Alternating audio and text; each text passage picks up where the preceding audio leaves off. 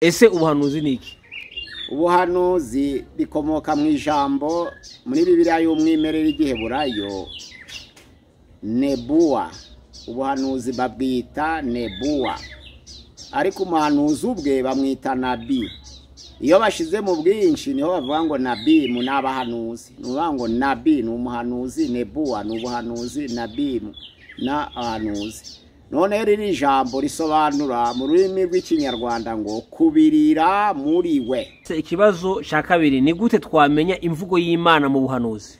Imvugo y'Imana iza mu buryo butatu dukurikije ibyanditswe byera. Hari imvugo y'Imana ahangaha mu bihe, hakaba imvugo y'Imana mu mashusho, hakaba imvugo y'Imana mu magambo.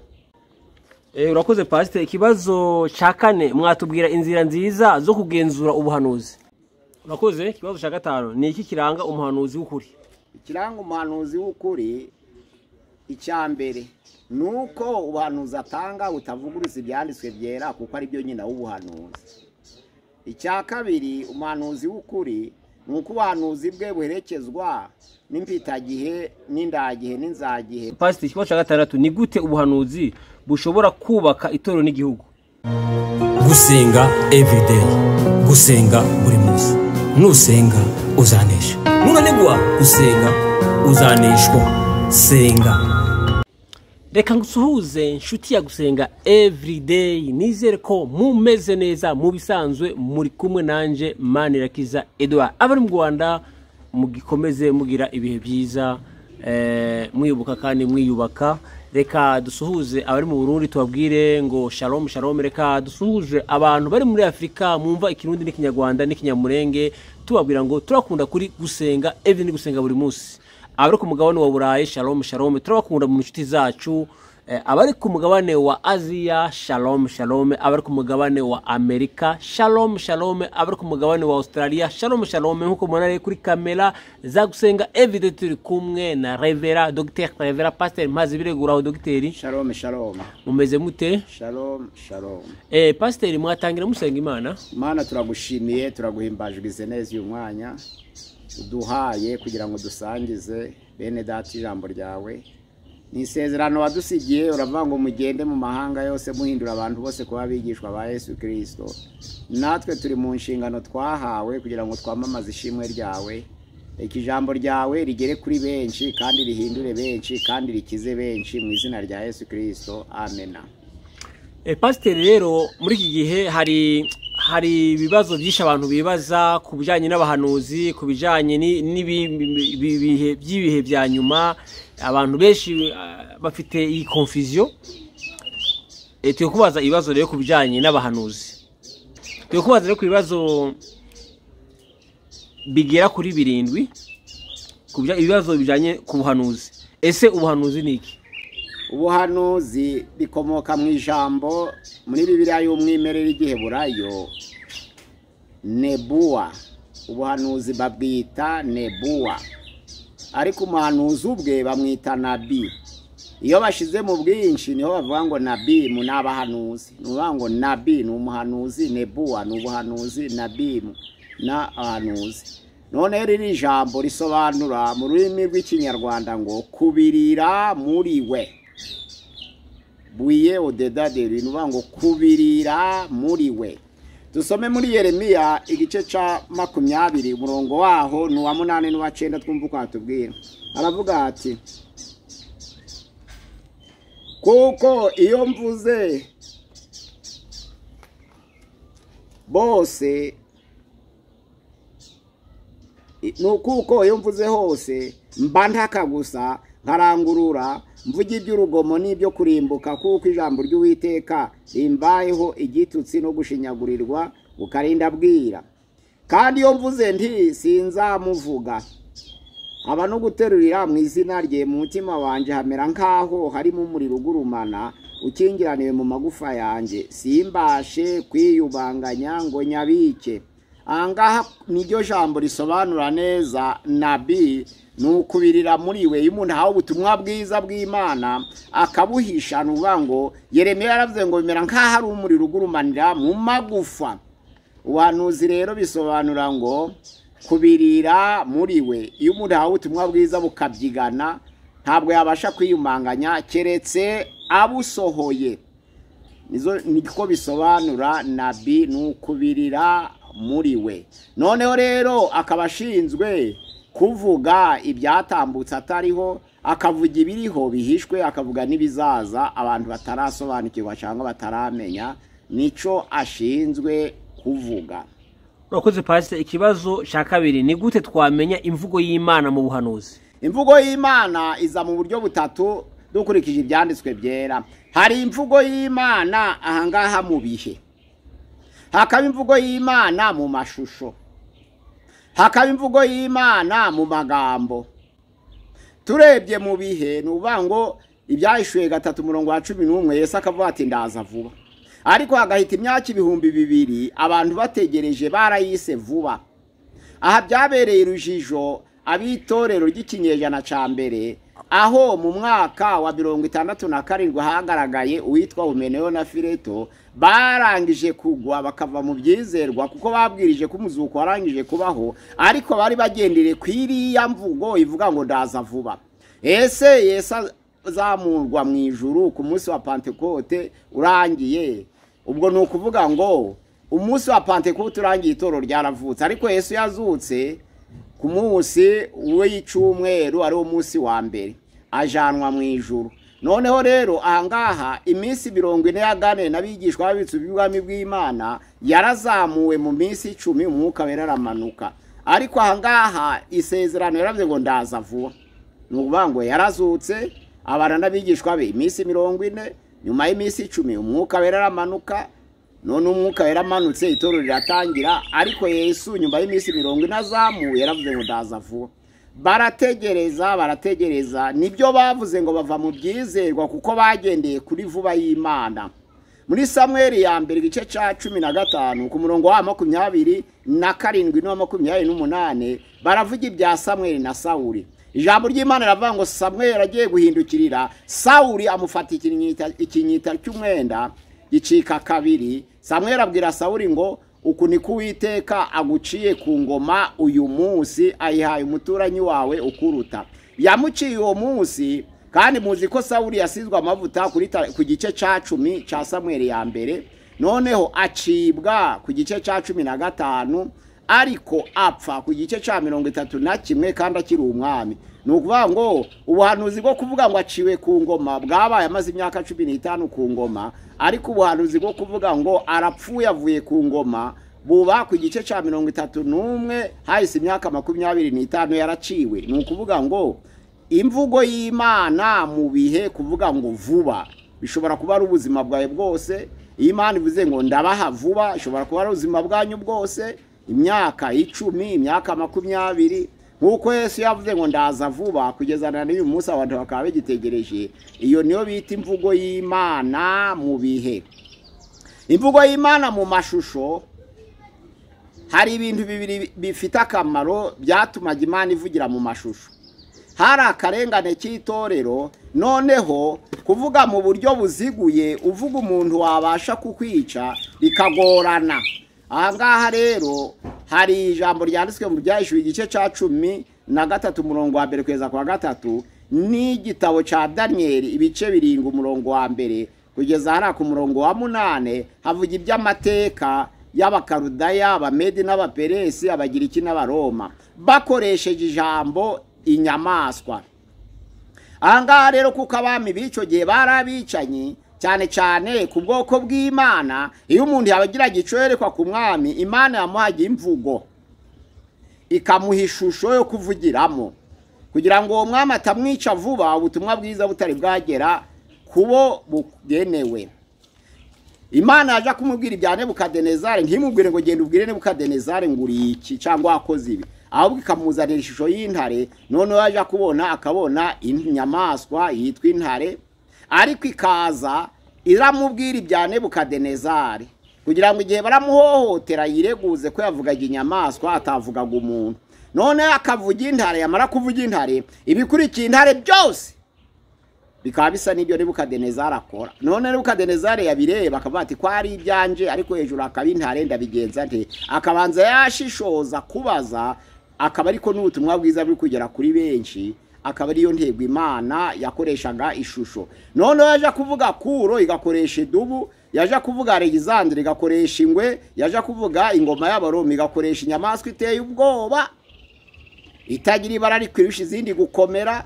None bikaba byarasobanuraga ngo ingoma y'Abakarudaya izasimburwa n'iy'Abamedi n'Abaperesi, igasimburwa n'iy'Abagiriki nayo igasimburwa n'iy'Abaroma. Ariko yavugi idubu bakaba baretse kumuhohotera, bagategereza ico bizasobanura, bikazasobanuka ubutumwa bwiza bwageze kuri ba nyirabwo. Yashaka kuvuga Alexandre akareba akasanga baramwangiriza, akavuga ingwe, noneho bakazaja kumenyekana ubutumwa bwiza bwarageze kwa bugenewe. Yashaka kuvuga i Roma akavuga inyamaswa iteye ubwoba. Iyo ni imvugo y'Imana mu mashusho. None Imana yaje kuvuga nkigiye kiri cy'intambara, yaje kuvuga intambara ikayerekana imwishusho y'ifarashi.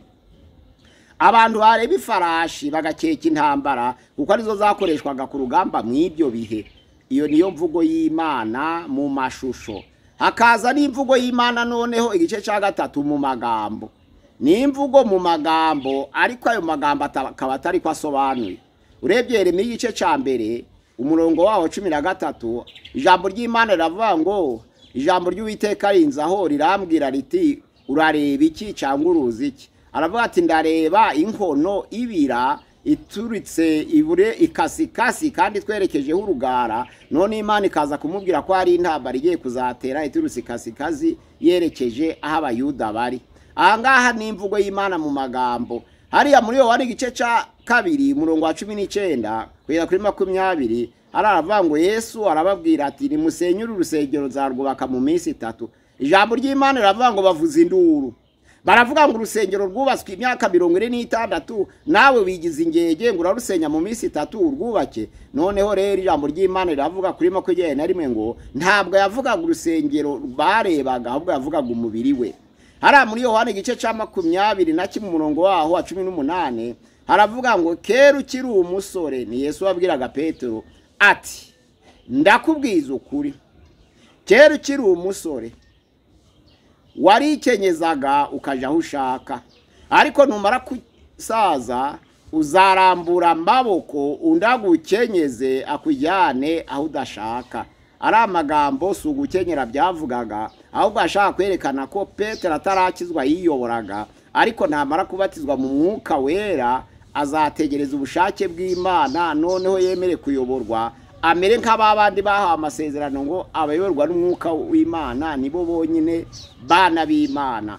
Akavuga mu magambo, ariko hari ico bishaka gusobanura mu bundi buryo, nayo ni imvugo y'Imana mu magambo. Nubangwa imvugo ya mbere ni mu bihe, Imana ikavuga ngo none hasigaye imyaka 100. Imvugo ya kabiri ni mu mashusho, kugira ngo atavuga abami bakamwica vuba, agakoresha inyamaswa ngo bitinde ubutumwa bwiza bugere kubo bwagenewe. Imvugo ya gatatu ni amagambo asobanura ukundi. Izo nibwo buryo Imana ivugamo. Ikibazo cya gatatu, ese pastor hari ibice bingahe by'abahanuzi? Hari ibice 4 by'abahanuzi. Igice cya mbere twavuga ngo ntitwakoresha ubwoko cyangwa se, ariko twakoresha ibice koko. Igice cya mbere ni abahanuzi b'umuhamagaro. Ka Yeremiya, ka Ezekiel, ni abantu bari barahamagawe n'Imana, ndetse byanditswe muri za ministere. Aba-Efesi igice cya 4 umurongo wa 11, bamwe bahamagarwa kuba intumwa, abandi bahamagarwa kuba abahanuzi, abandi bahamagarwa kuba avuga butumwa bwiza, abandi bahamagarwa kuba bungeri, abandi bahamagarwa kuba bigisha. Hariya ahangaha umuhanuzi ni ministere. None iyo umuntu yahamagawe nka Yeremiya cyangwa nka Ezekiel ari ministere, icyo gihe nta wundi muri babasha gukora ngo Imana imwemerere, ahamagarira uwo murimo gusa, akaba ari akora mu buzima bwe bwose. Nta nizo mpamvu Yeremiya byuzuye mu mutima we yavuga ngo ntiyabasha kwiyumanganya. Ahangaha rero ni umuhamagaro, ni cyo gice cya mbere. Igice cya kabiri ni abahanuzi b'impano. Abahanuzi b'impano, urugero nka Daniel, ni umuntu wabaga umuhanuzi ariko agahanura gusa ari uko habaye amateraniro. Icyo gihe rero iyo habaga habaye amateraniro yarahanuraga, ariko avuye muri guverinora ye, umusirikari yahanura, umugoronome yahanura, umuganga yahanura, meya yahanura, umucuruzi yahanura, ariko ari igihe cy'amateraniro.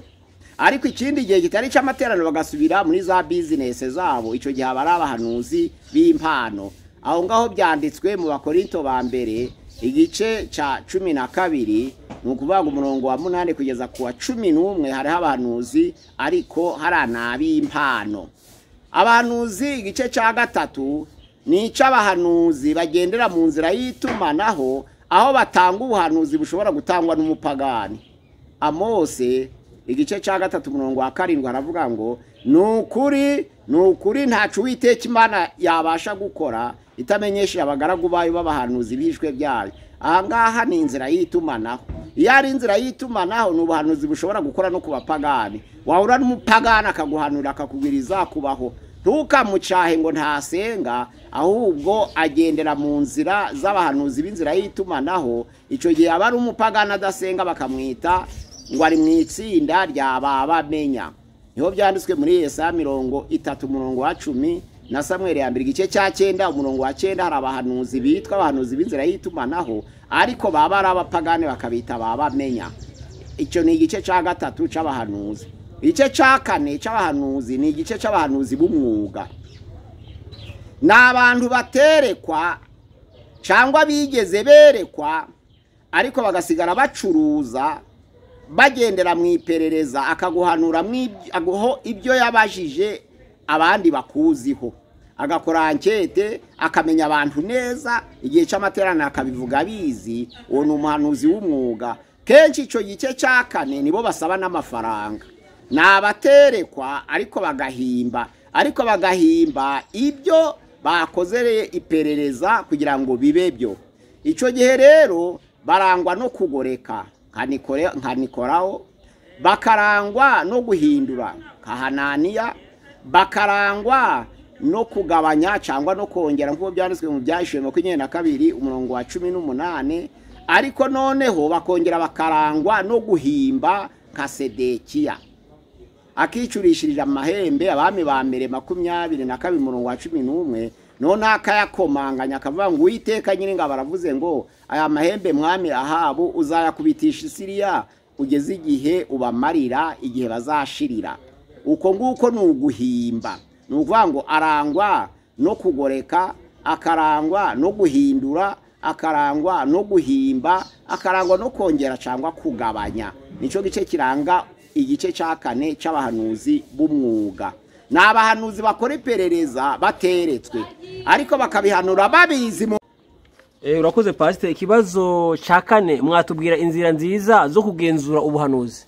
Inzira nziza zo kugenzura ubuhanuzi ni 3. Inzira ya mbere nuko umuntu wasomye ibyanditswe byera neza, agasesengura neza, bimufasha kugenzura ubuhanuzi nk'uko byanditswe muri Petero ya 2 igice cya 1 umurongo wa 21, aravuga ngo nta buhanuzi buzi uko umuntu yishakiye, ahubwo abantu b'Imana bavugaga ibyo Imana bashorewe n'umwuka wera.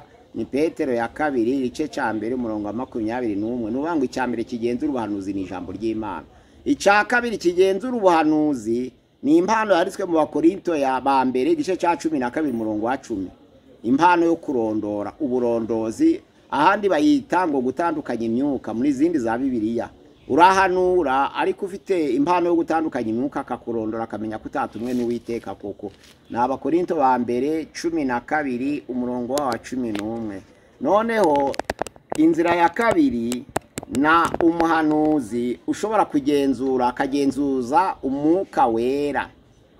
Hari ijambo ry'Imana mu Baroma mu gice cya 8 umurongo wa 16 baravuga ngo umwuka w'Imana uhamanya n'umwuka wacu ko turi abana b'Imana.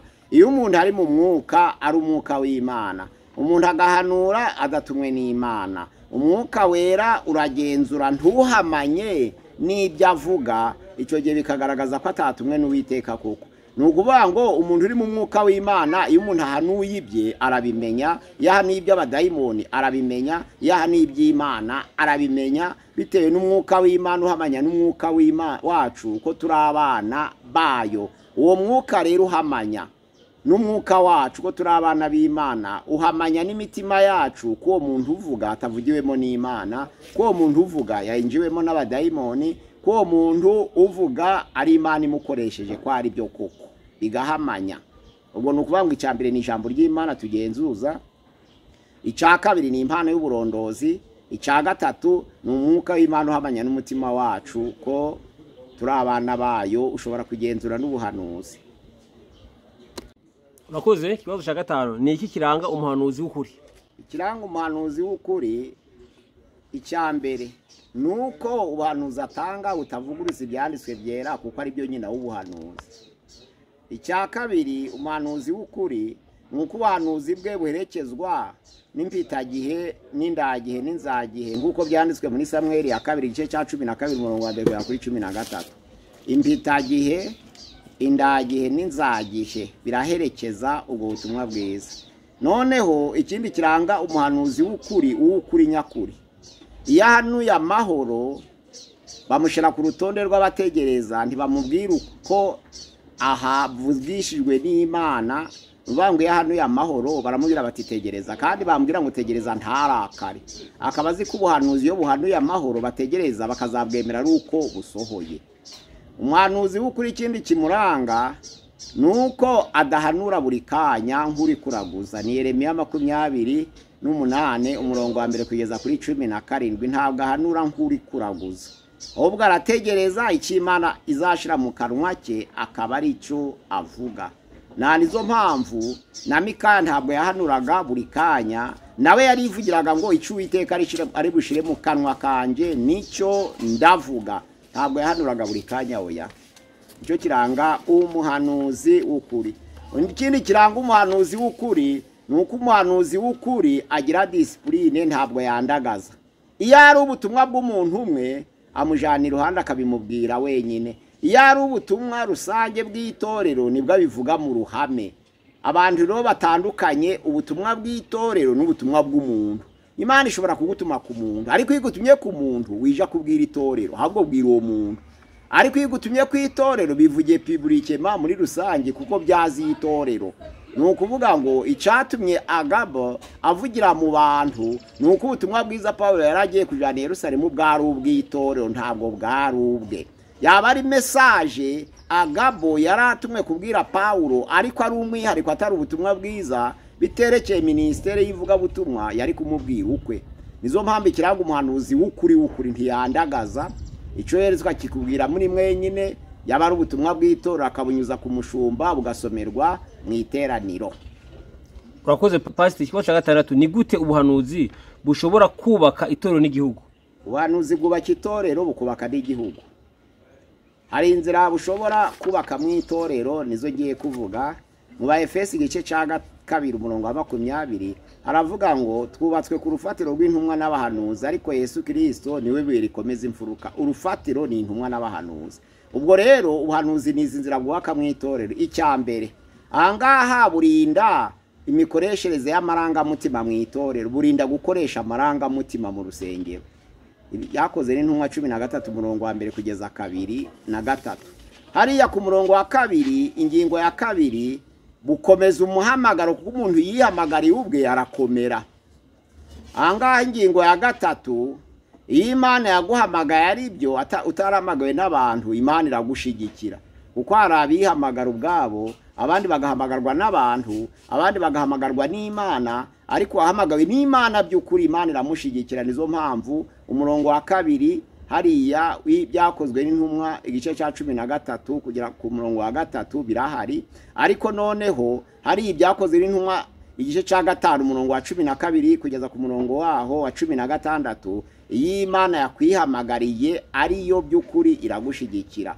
Noneho hariya ingingo ya 4 yo kurinda itorero iri mu byakozwe n'intumwa igice cya 5 umurongo wa 1 kugeza 5.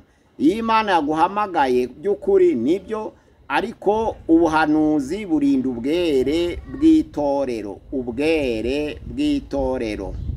Ubwere bw'itorero ni ibyakoze n'intumwa ni 5 umurongo wa 1 kugeza aho ngaho 6. Nuvango icambere hariya birinda gukoresha amarangamutima mu rusengero. icya kabiri bikomeza umuhamagaro, icya gatatu iyo Imana yabyivugiye mu buhanuzi iragushigikira, icya kane birinda ubwere bw'itorero, icya gatanu bituma abantu bubaha Imana. Ahangaha rero bubaha Imana, ibyakozwe n'intumwa 4:18 kugeza 20, cyangwa se ibyakozwe n'intumwa 20:21 kugeza 24 bituma abantu bubaha Imana. Ni bitanu akamaro ko kubaka itorero kava mu buhanuzi. Ni ingingo 5 nzisubiremo. Iya mbere nuko birinda amarangamutima gukora mu itorero, icya kabiri nuko bikomeza umuhamagaro, icya gatatu nuko Imana yaguhamagaye iragushigikira, icya kane nuko birinda ubwere bw'itorero, icya gatanu nuko bituma abantu bubaha Imana. Noneho kurinda igihugu, ubuhanuzi bushobora kurinda igihugu iyo Yozefu atahaba. Egiputa ntabwo iba yarabayeho, kuko Farawo arota inkandwi zibyibushe ziva mu nyanja zinjiye mu rufunzo, akabona izindi ndwi zinanutse z'umwaku zisanze za zindi zibyibushe mu rufunzo zikazimira, akongera akarota amahundo ahunze yeze neza, akongera akarota amahundo 7 y'imishishi, akagenda akamira ya yindi 7 ahunze neza, agahagarikwa n'ubwoba. Habonetse umuntu uvugana n'Imana witwa Yozefu, araza arabisobanura, yerekana uko agiye kuzaba inzara mu Egiputa. Noneho arokora Farawo, arokora igihugu cya Egiputa, arokora n'ubwoko bwe, kuko mu gushirwa hejuru byatumye n'ubwoko bwe bumuhungiraho. Ni ukuvuga ngo icyo gihe mu murimo wa Yozefu kwari ukurokora igihugu, ariko arokora n'ubwoko bwe cy'itorero. Ubwoko bwe bwashushanyaga itorero, ariko Egiputa yashushanyaga igihugu. Abayisirayeli mu Egiputa bwari ubwoko bwe mu isi y'ibyaha. Ni ukuvuga ngo icyo gihe yarokoye byombi, yarokoye ubwoko bwe Isirayeli barokoka inzara, arokora Egiputa inzara yagombaga kubica ikabaribura ikabamara. Nizo mpamvu bamurindishije bakamugira umunyarugo kugira ngo ashobore kugenga ibyo. Biturutse kuki? Ku buhanuzi. Ahangaha rero umuhanuzi akiza itorero, umuhanuzi akiza n'igihugu. Yakije igihugu agakiza n'itorero, abakije abantu bose, muvanga abakije rubanda. Urakoze Pastor, tugera ku musozo aricyo kibazo twavuga ari cyanyuma, ariko nizihe nama wagira abahanuzi muri rusange? Umuhanuzi ushaka kubana n'Imana agakorana nayo ibihe bidashira, kuko twavuze ubushize ko hari abantu batatu bashobora kubaka itorero cyangwa bakarisenya. Twavuze ko umuhanuzi ari mu bubaka itorero, tuvuga ko umuririmbyi ari mu bubaka itorero, tuvuga ko yize teoloji ari mu bubaka itorero, ariko iyo Satani ashaka kurisenya nta nibo anyuriraho. Umuhanuzi rero kwerekwa akirengagiza gusoma ibyanditswe byera byamubera umwaku kandi byamubera bibi. Ahubwo umuhanuzi nyakuri wahamagawe agomba gufata umwanya uhagije wo gusoma ibyanditswe byera, kuko ibyanditswe byera nibyo nyina w'ubwo buhanuzi ahanura. Ntagomba kuhanura ibivuguruza ubuhanuzi bw'Imana, ari byo byanditswe byera. Noneho icya kabiri umuhanuzi agomba kwigengesera nuko afite itorero abarizwamo. Ntabwo ari we muyobozi w'itorero, ahubwo afite itorero abarizwamo. Iryo torero abarizwamo rifite umushumba waryo. Icyo gihe rero ubuhanuzi ahanura bugomba kuba buhamanya n'inama agirwa n'umushumba w'itorero. Ntanura uko yishakiye, ahubwo akagirwa inama n'umushumba w'itorero amuciriye bugufi, kuko nawe si umuyobozi w'itorero, ahubwo ni urugingo rumwe mu bagize umubiri w'iryo torero. Icyo gihe rero agomba gutega amatwi akumva inama agirwa n'ubuyobozi bw'itorero mbere yo kugira ngo akomeze umurimo we w'ubuhanuzi.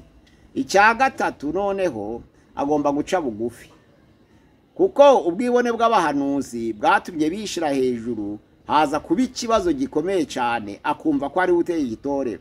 Muri Yohana hariya 16 avuga ngo Uwiteka Imana ngo umwuka wera azatubwira n'ibindi. Abantu bakitwaza ngo ijambo ry'Imana ravuga ngo Yesu yadusigiye ubutumwa bwiza, ngo ariko umwuka wera azatubwira ibindi. Ntabwo azatubwira ibyo gusenya ibyo Yesu yasize, ntabwo azatubwira ibisenya Bibiliya ubwayo, ahubwo azatubwira ibyo gusobanura Bibiliya. Nibyo bindi bivugwa azatubwira, ntazazana ibindi, ahubwo azazana ibyo gusobanura iby'Imana yadusigiye. ahangaha rero umuhanuzi akwiriye guca bugufi, yamara guca bugufi kugira ngo Imana imukoreshe iby'ubutwari, kuko hariya muri Luka 18 umurongo wa 14 aravuga ngo uwishira hejuru azacishwa bugufi ariko uwicisha bugufi azashirwa hejuru. Ni Luka 18 umurongo wa 14. Umuhanuzi yaciye bugufi Imana imushira hejuru ikamukoresha iby'ubutwari, ariko iyo yishize hejuru kuko agira imbaraga zo gusenya itorero, ahubwo yubaka ubwami bwa Satani, ariko iyo yaciye bugufi yubaka ubwami bw'Imana. Urakoze Pasi, reka tugushimire tukubenge Imana iguhe umugisha. Reka dushime n'umuntu yabanye natwe muri kiganiro tukubenge ngo nawe Imana igumwe. Reka dushime umuntu yakanze subscribe cyangwa wakoze sabone. Reka dushime n'umuntu ufata ibiganiro byacu akabisharinga cyangwa akabeza inshuti tukubenge ngo uri inshuti ya gusenga everyday. Imana iziguhira, Imana izikwagura, Imana kandi izaguhe n'iherezo ryiza. Ikiganiro naho gutaha. Shalom shalom Pasiteri, tugana ku musozo. Ese hari cyo wakongeraho?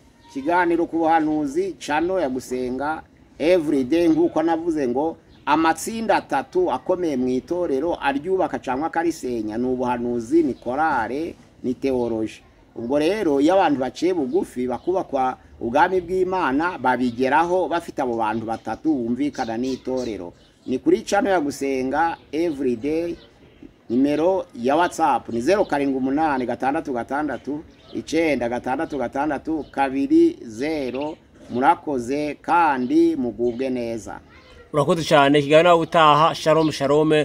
Tubasaba kugeza ubutumwa ku bandi, muzaba mudufashije kwamamaza ubutumwa bwiza. Shalom shalom. Shalom. Gusenga everyday, gusenga buri munsi. Nusenga uzanesha. Nunanigwa gusenga uzaneshwa. Senga.